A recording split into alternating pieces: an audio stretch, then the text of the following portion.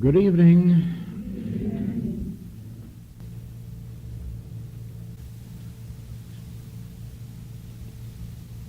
In these ancient teachings, we witnessed the birth of all of mankind's troubles.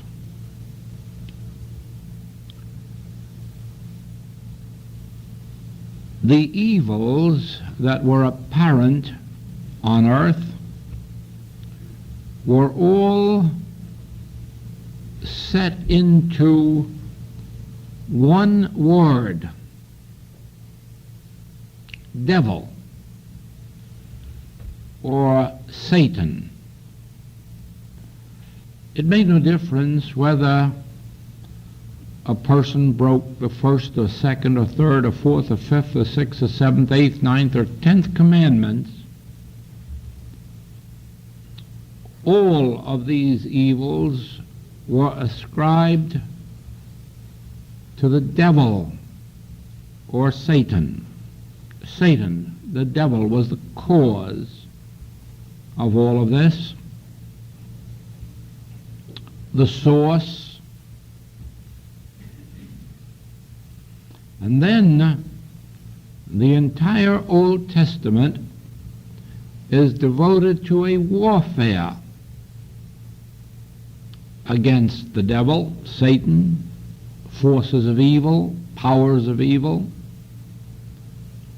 utilizing the power of good to destroy the enemy. It is a continuous warfare. It is only when we come into the New Testament that we learn that we are to put up the sword,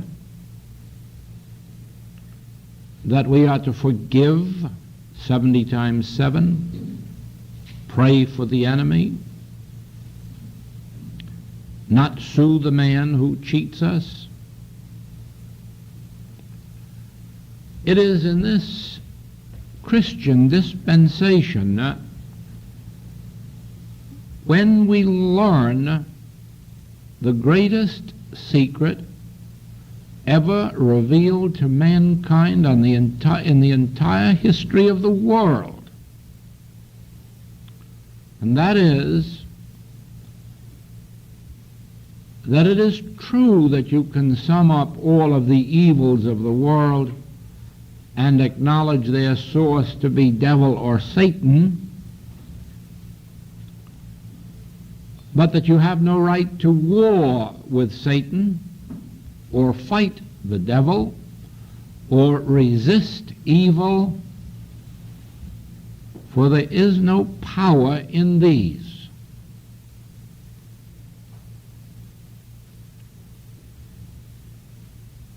The Hebrew world to which this message was addressed was not ready to accept this message because it couldn't understand it. It was too contrary to everything that Hebrews had been taught for several thousand years.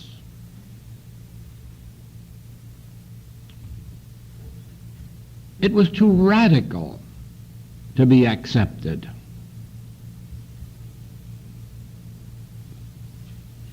The Master, in his 3 years of ministry, realized what was taking place, because we not only have that sad passage, but many others that indicate the same thing. O Jerusalem, I would take you under my wing. I would teach you these things. I would comfort you and save you, but ye would not. Not quite, ye would not really. Ye could not. You could not accept the fact that evil of any name or any nature is not a power, and that is the reason that it isn't to be fought. It is only a power in the mind and in the experience of those who accept it as such and then begin to battle it, to war with it. Some of the Hebrew leaders, even before Jesus, had great wisdom and spiritual illumination and saw this point, although nowhere in the New Testament, in the Old Testament, is it really taught as a specific principle as the Master taught it. But you do remember that there was one to whom the Hebrews came and said that the enemy is coming against us and they outnumber us many times.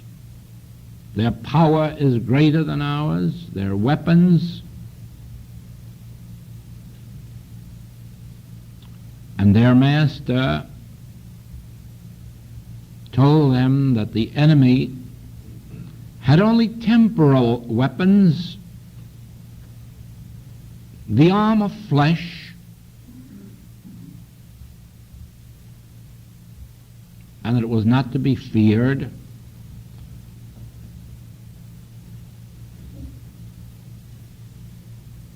These are strange words. The enemy is stronger than we are, has much more powerful weapons, but these weapons are called the arm of flesh, not to be feared, temporal power. And then we're told they rested in his word.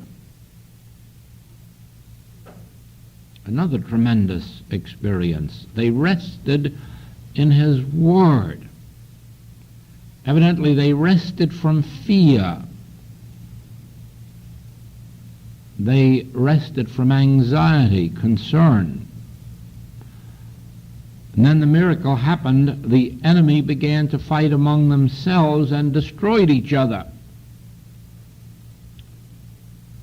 And all the Hebrews had to do was go out and gather up the spoils for themselves. This is virtually what the Master taught when he said, put up thy sword, when he said, resist not evil, when he said, return good for evil, when he said to Pilate, thou couldst have no power over me unless it came from the Father. He was revealing to them the principle of the first commandment. Thou shalt have no other gods but me. Thou shalt not acknowledge any other power, whether you call it devil or Satan or mortal mind or carnal mind, whether you call it temporal weapons, whether you call it enmity, jealousy, hate, malice. Thou shalt not acknowledge anything as having power, or anybody, or any groups of anybody's, or any amount of temporal weapons. Thou shalt acknowledge no other power, no other God, no other presence but me, the One. As long as we are looking out from human eyes, this will be as difficult for us to believe, to accept, and to prove as it was for most of those Hebrews of old. As long as we are as materialistic as they were, and put our faith in material form, material weapons, material mindedness, we will be in the self-same position as they were. And we will lose the demonstration, even as he saw his people losing it, by their inability to accept that there are only two commandments that we need concern ourselves with, and that the first one is, there is but one power, one presence, and you must have no other, acknowledge no other, fear no other, and rest in this word, and then love thy neighbor as thyself.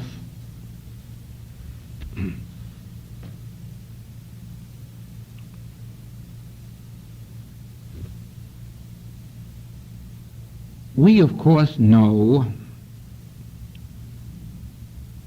that we live in one of the most materialistic ages of all time, at least as materialistic as any other age. We know that the human world accepts all forms of mental and material power as if it were even greater than God power. We know that we fear material force and mental powers much more than we trust the one power. The reason is that we think of material and mental powers as powers opposite or opposed to God. There is where we lose our entire vision. We think of material power and mental power as if these were power. They are only power in the absence of God. If you were to see this universe separate and apart from God, then you would have to acknowledge that material power and mental power are real powers, and that the more material power or force you had, the better off you would be, or the greater your mental powers, the better off you would be. And this would all be true if you were operating solely in the realm of a human universe separate and apart from God. Now,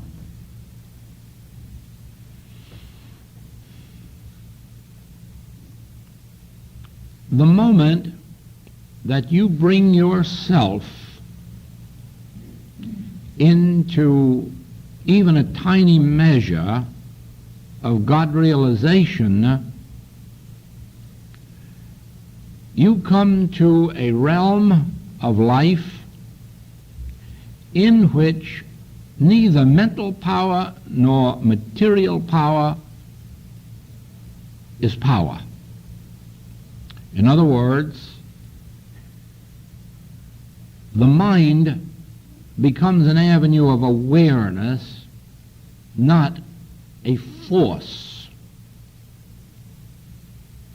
And so do all of these things that we speak of as a material universe. They become instruments for good. It is only when you begin to think in terms of good and evil that you can use a flower for the purpose of beauty, decoration, perfume, and think also in terms of doing something with it and producing a poison. It is only when you think in terms of two powers that you can begin to think in terms of injury, destruction, theft, and all of these other things that come under the remaining commandments.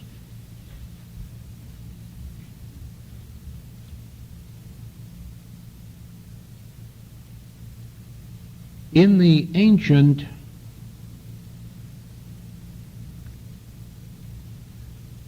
native races, original races,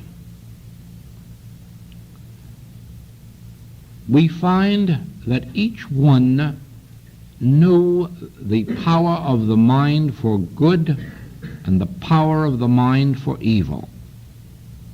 Just as we had here in Hawaii the activity of the good kahuna that blessed and healed, and the bad kahuna that cursed and killed, so we had these same experiences in Central America, South America, Africa, Australia. Wherever the power of the mind was known, the power of the mind was used for both good and for evil. In the earliest days of mental science in the United States, we found that originally the power of mind was used for good. It was used for healing. And then we find that some of the very earliest students made the discovery that the mind could be used for evil purposes.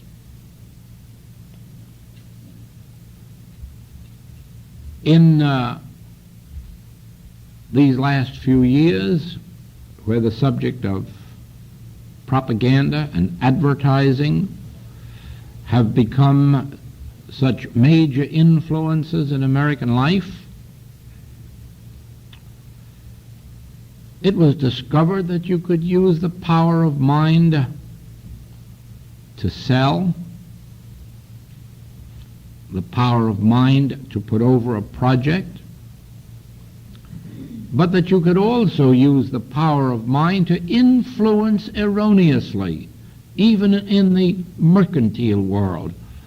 And so we had the spectacle last week of a legislature trying to pass a bill forbidding the use of subliminal perception advertising in the radio and television world, and one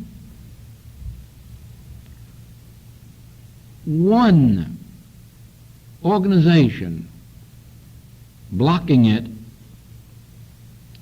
because it would interfere with their activity to have this outlawed.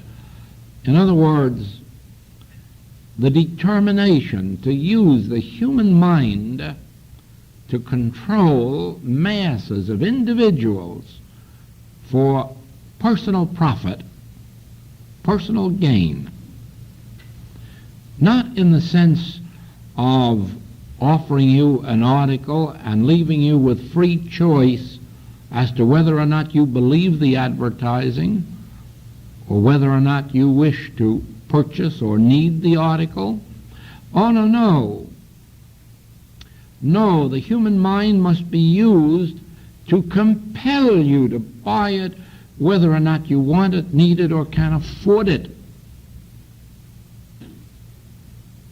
Now, here you have what would ordinarily appear as the end of the world.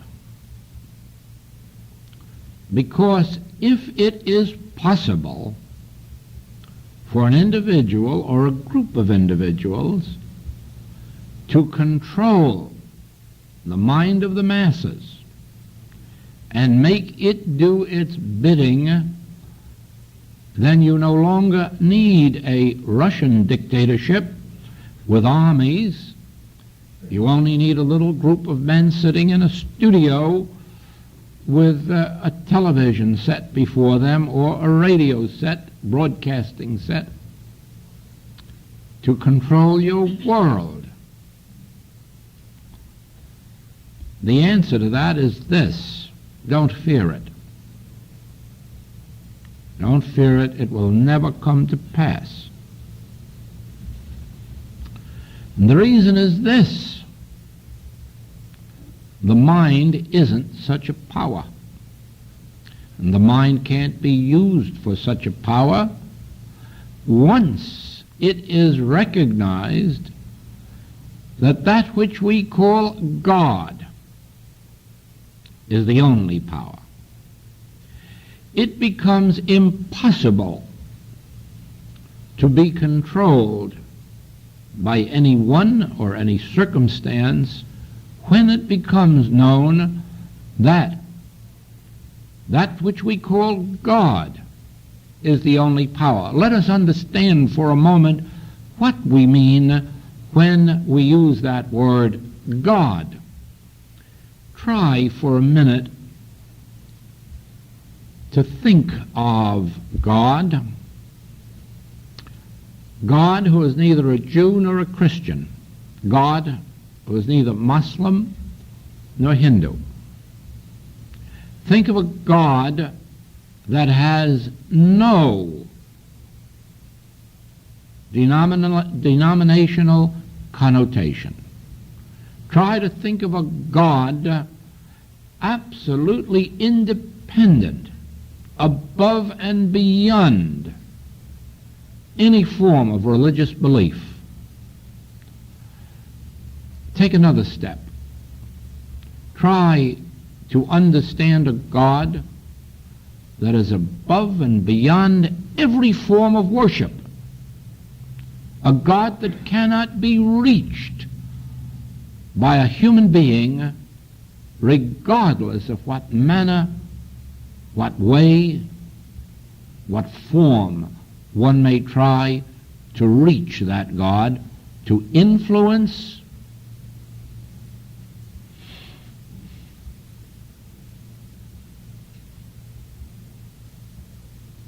to sway, to move. Try, right here and now, to think of a God that governs you. Try to think of a God that thinks as much of the white as of the black, the brown, the yellow. Try to think of a God that has no awareness of your name or color or identity. A God that is a complete state of free being that man cannot touch or reach, man cannot influence or sway. Think, try to vision a God that at this very moment is the reason that the sun, moon, and stars are moving in their orbits. A God who is the only reason that apples are always going to come from apple trees, and pineapple from pineapple trees, and papaya from papaya trees. Think of the God that you cannot influence to put apples on an orange tree, that you cannot influence to move the stars out of their courses or the tides. Think of a God entirely beyond your reach, and then reverse the position in which we have heretofore thought of God. Now see God as the governing influence of this whole universe, the only law unto this universe, the creative principle, the maintaining principle, the sustaining principle, the life of all being, performing its function the same yesterday, today, and forever. Think of this God, whom even the multitudes can't sway.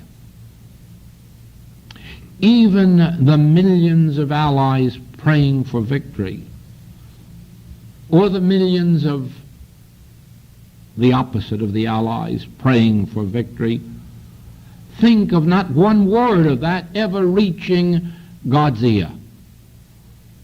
Think of a God not influenced by the billions of prayers to save my side, or your side, or his side, or her side, or their side, or my child, or your child. Then you will begin to perceive that no harm, no evil can come nigh thy dwelling place. For God has never empowered anyone or any power to injure or destroy his creation. Only by disregarding the true nature of God can you be made to fear temporal powers, whether in the forms of weapons or the malpractice of men's minds. Only by not understanding the nature of God as the law, the only law. Thou shalt have no other law but me. Only in this realization can you understand that at this second you are God-governed. You are no more outside of God's government than the stars, the sun, the moon, the tides, the fish that are swimming in the sea, or the birds that are flying in the air. Relax into that awareness. There is a creative and a maintaining and a sustaining principle of life, and it is holding this world in its grasp. And then you will be able to smile at the intrigues of men who believe that they have power to set aside the laws of God, destroy the life of God, the freedom and the harmony of God, or interfere with the operation of God. There is the thought. Can you conceive of anything that can interfere with the operation of God? And then when you wonder at the evils that you have witnessed on earth, you will know that it has been our ignorance of this truth that has brought these catastrophes upon us. We have not understood that God is not influenced by man, but rather that God governs man and all creation. God alone governs, and God does not share his government with man whose breath is in his nostril, for he isn't even to be accounted of. There can be no fear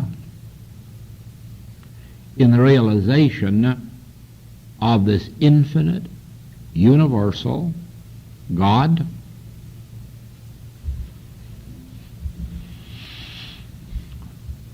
When you study Scripture and see how the Hebrews lived their lives in fear of God's punishment,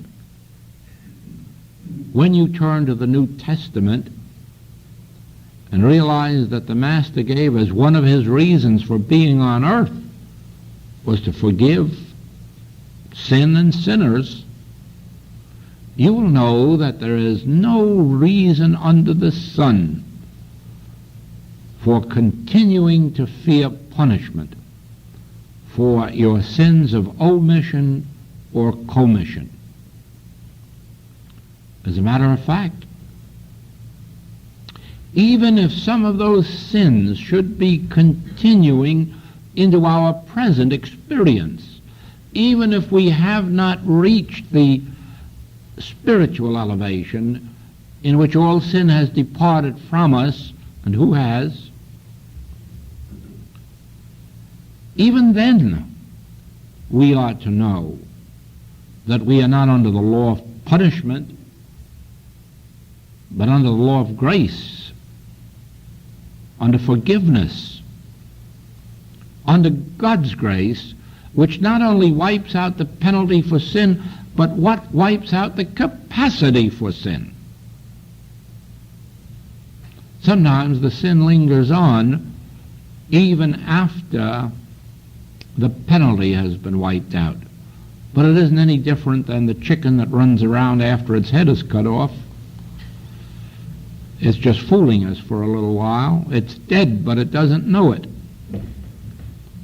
And so too, our past is dead, even if some of the sins are temporarily being continued in the present. Why is our past dead?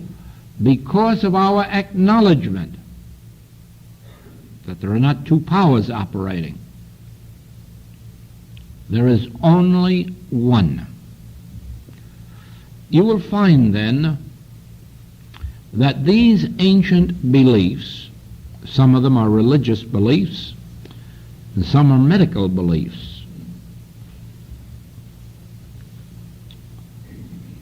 I recall from my very younger days when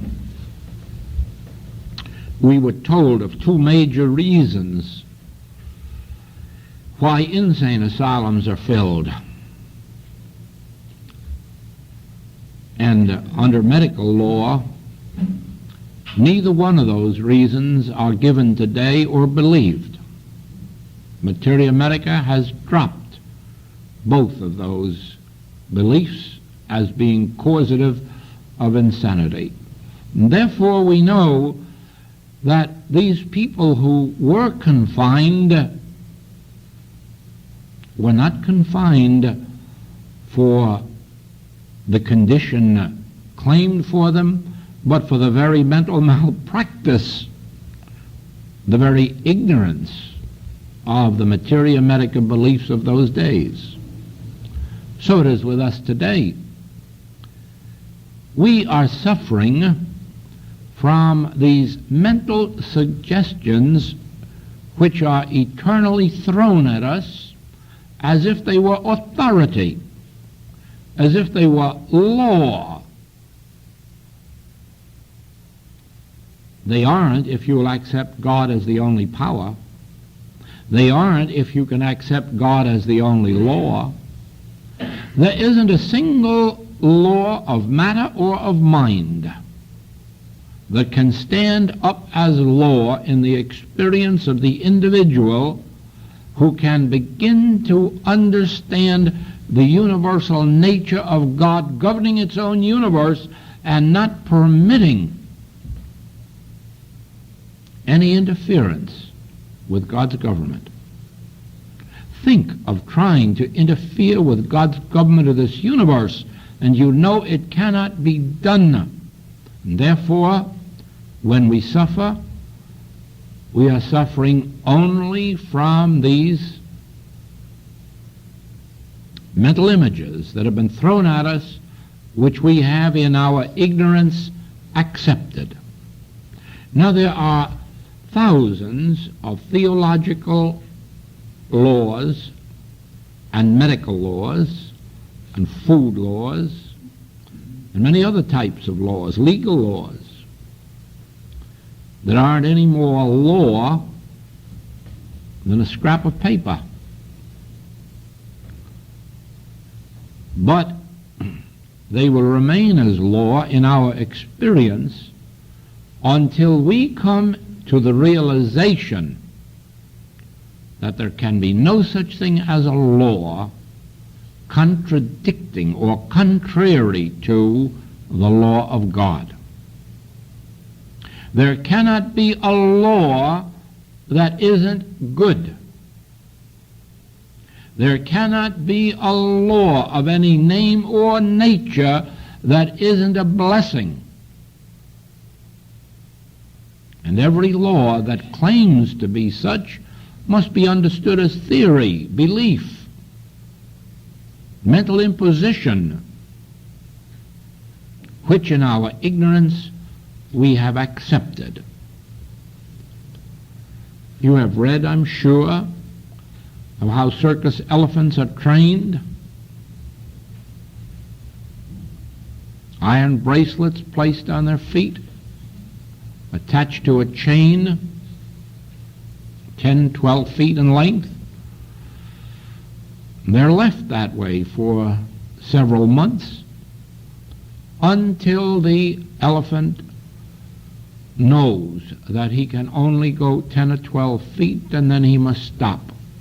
By the time he knows that, they take these chains away from him and these iron bracelets, and the elephant goes 10 or 12 feet and stops.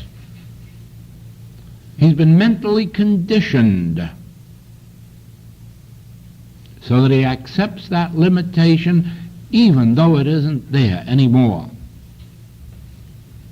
We too, we have accepted laws, some of the mental, some of the material, as detrimental, but only because we have not acknowledged that the God that creates or maintains and sustains or manifests itself as this universe must be an eternal and an infinite law of good, and that there can be no other law. There can be no law of limitation, no law of destruction, no law of sin, no law of disease, no law of death. There can be no such law. There can't even be the law of age. Over and over, I write to students, please stop accepting that Judaic law of 70 years and 10. God never made it. Man made that law, and we are being malpracticed into accepting it.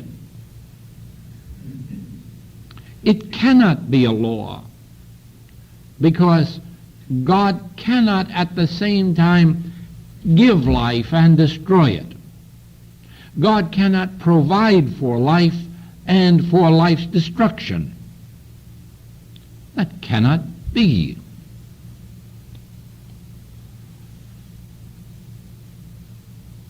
Yes, I know. In the insurance policies, the little print tells us about the acts of God that are destructive. But man made insurance policies, not God. The law of God doesn't contain any clauses about provision for the destruction of God's handiwork. The heavens declare the glory of God. The earth showeth forth his handiwork, and ye are the sons of God. Where do you find any provision in that for a law of age, infirmity, a law of disease, a law of death?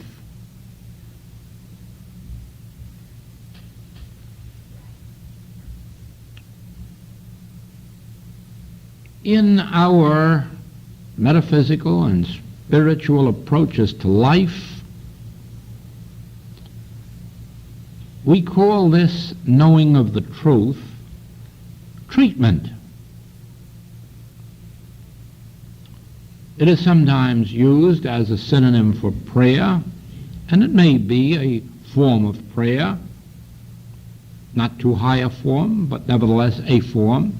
But one thing is certain: if we are to escape from the limitations of ordinary human existence, if we are to escape from the laws of matter and the laws of mind, we are only going to do it through learning some form of treatment such as this, whereby we remind ourselves each day that God is the only lawgiver and God is spirit. And the only laws are spiritual laws, and these govern my being, your being. These govern all being. These govern friend and foe. These govern all mankind. What of material laws and mental laws? These cannot be laws if God is law. And God is spirit, and law is spiritual. Then that which we have termed law is recognized as not law, but an imposition.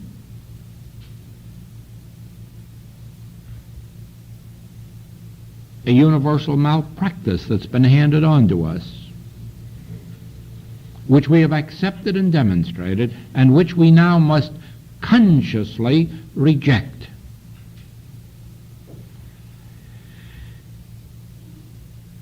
We have to recognize frequently that we are not under the law of punishment, but under the law of forgiveness. We have to remember every single day that we are not under law, we are under grace. We were under the law when we were under Moses. We came under grace when we came under Christ Jesus. But this grace cannot act except through our acceptance of it, our recognition of it and acceptance of it. The ways of God are exactly the ways of all of God's work. There could be no automobiles and there could be no airplanes until the laws governing these were first recognized, discovered, applied. So is the law of God. The law of God fills all space.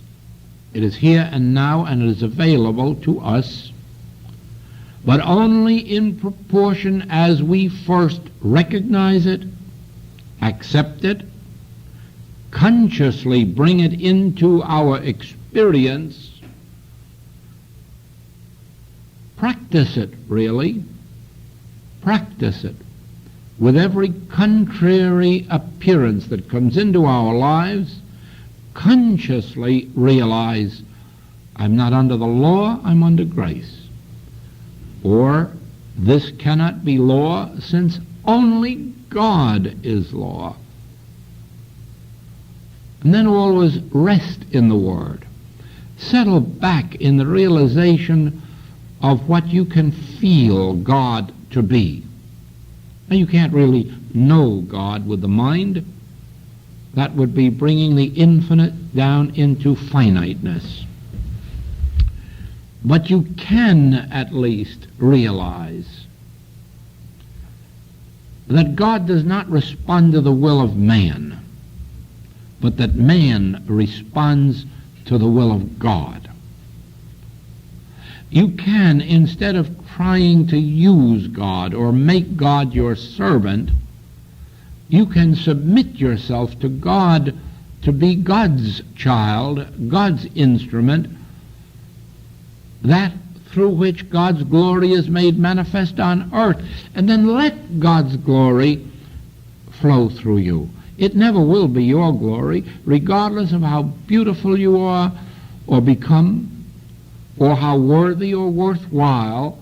It never will redound to your credit, for it will always be God's glory, God's freedom, God's health, God's understanding. Scripture tells us His understanding is infinite. Therefore, nobody can ever boast of His wisdom. No one can ever boast of His knowledge. No one can ever boast of His power, for all power is of God, and we are the instruments through which and as which God's glory appears on earth. But we have to submit ourselves to it, not try to use it in our behalf. And above all, don't try to use it against the power of evil, for evil has no power. And the very idea of trying to set God against the devil will defeat your purpose. For in the eyes of God, in the consciousness of God, there is no evil, there is no devil, there is no Satan. These are man-made images.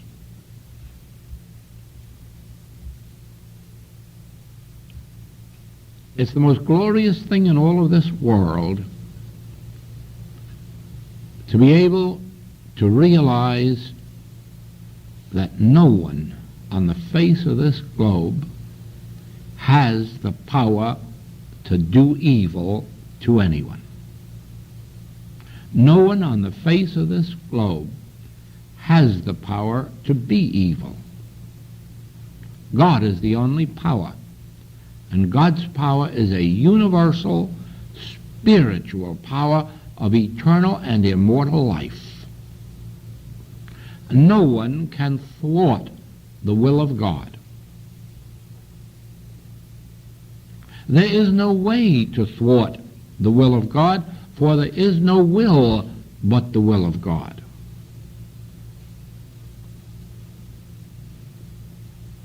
When man tries to set up his puny will and power against good, he might just as well be sending his armies against the Hebrew prophet who had the wisdom to say, they have only the arm of flesh.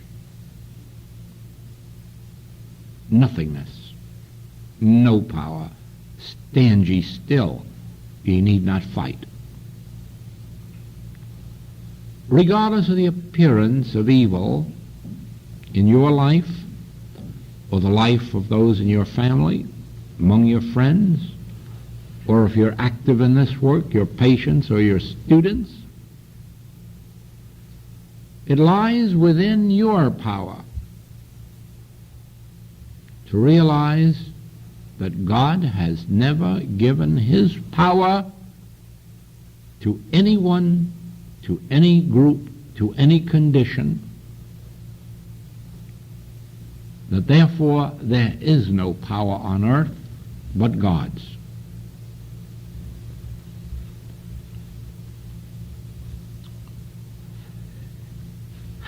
The vision of this only comes to you as you can forget whatever you may have learned in your younger days about God, whatever you may have learned in sectarian beliefs about God, and lift your vision to the God that existed before there was a man to form a religion or a religious teaching. Try to visualize just that truth, that God existed before ever a religious teaching or doctrine or theory had been formulated. And the nature of God then is the same as the nature of God now. God is the same God today, yesterday, and forever. And God is God in every quarter of this globe and of all of the other globes that exist. And there is no power, and there never will be a power, to thwart the will of God, the law of God, the life of God, the way of God, unless we continue to accept these impositions, these mental impositions of limitation, and accept a power apart from God. Some of you might wonder whether these things have been proven. Heavens, yes, they have been proven in one way and one degree or another for the past 75 years. They've been proven in the demonstration of harmony in individual lives, physically, mentally, morally, and financially. They have been demonstrated in business activity, in agricultural activity, in every form of economic and government activity. They haven't yet been tried on a wide enough scale to be national or internationally accepted. But they have been tried and proven in the experience of individuals and individual groups. Oh yes, to prove this in even a tiny measure is to prove it in the greatest degree. To be able to heal a simple cold with the understanding of one power is to prove the entire principle. The rest only has to be worked out through experience and continuous practice.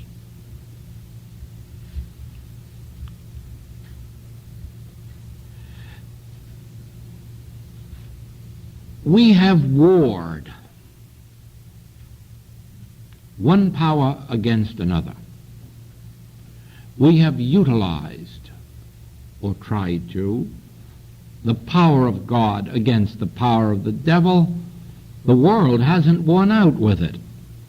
The world hasn't been able to prove that God is greater than evil, because there's more evil on earth than good. But the reason is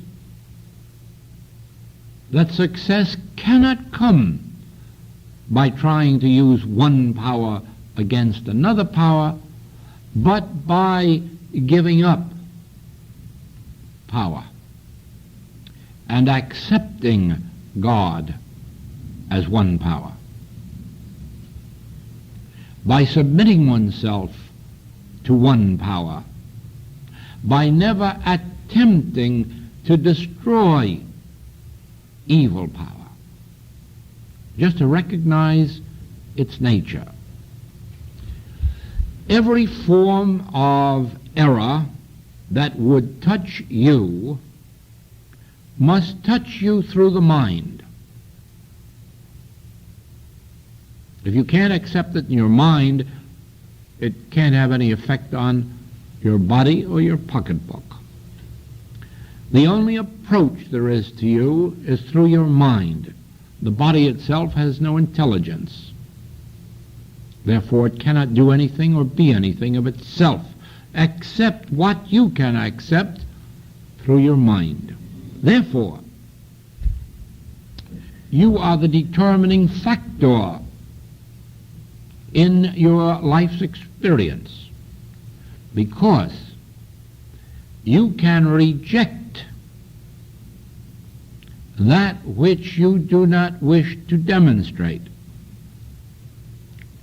And it is only difficult in the first few weeks or months of practice if one practices faithfully. In other words, every time a suggestion of any kind tries to come to thought of an erroneous condition, circumstance, influence, it is only necessary to remind oneself, but there is only one power, there is only one law, there is only one life, there is only one substance, there is only one cause, and rest in that word. It is only necessary to remember that if it is of an evil connotation, it cannot be of God, therefore it cannot be endowed with power. For thou shalt have no other powers but me. Yes, but if you are not alert to reject these subliminal perceptions or malpractices, then you are accepting in your mind that which will ultimately appear on your body or in your pocketbook or your human relationships. We were given dominion. Right from the start we were given dominion. But wherein lies our dominion? In our ability to accept or reject.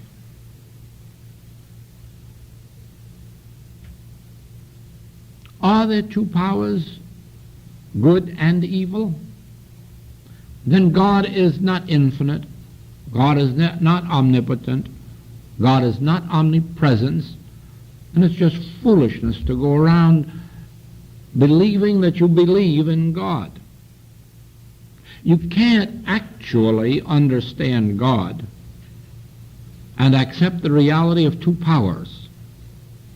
Therefore, your dominion consists of the ability, whenever an erroneous thought, condition, appearance comes to you, to reject it. There can be but one law, and that's spiritual. There can be but one power, and that's spiritual. It isn't a question of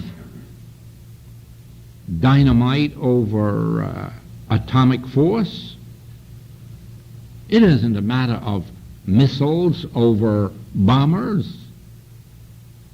It's a matter of there is no power but God. All power must be spiritual, since God is spirit. And if power is spiritual,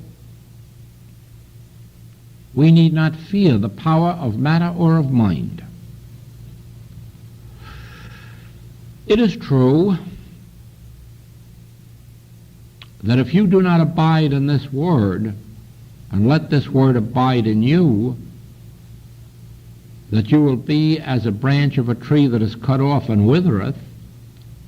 It is true that if you do not abide in this realization of one power, if you do not reject consciously all of these mental impositions that are flung at you, you can then be made to suffer as the world is suffering.